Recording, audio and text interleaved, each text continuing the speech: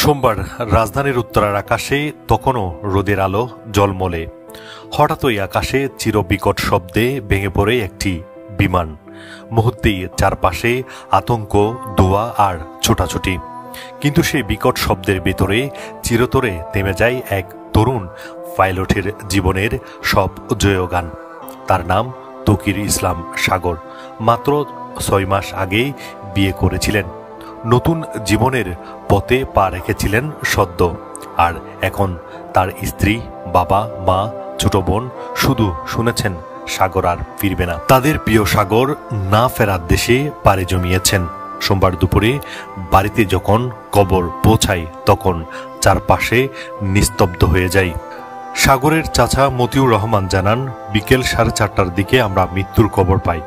আমরা ভাবতেই পারিনি এত দ্রুত সময়ে একটা দুঃখের সংবাদ আসবে। সাগর 6 মাস আগে বিয়ে করেছিলেন। কিছুদিন আগেই সেই রাজশাহী এসেছিলেন। হাসি খুশি ছেলে, স্বপ্ন ছিল বড় হওয়া। সোমবার 21শে জুলাই দুপুরে প্রশিক্ষণ চলাকালীন একটি বিমান হঠাৎ করে নিয়ন্ত্রণ হারিয়ে ক্যাম্পাস এলাকায় বিধ্বস্ত হয়। ভেতরে থাকা শিক্ষার্থী ও কর্মীদের উপর নেমে আসে মৃত্যুর ছোঁয়া।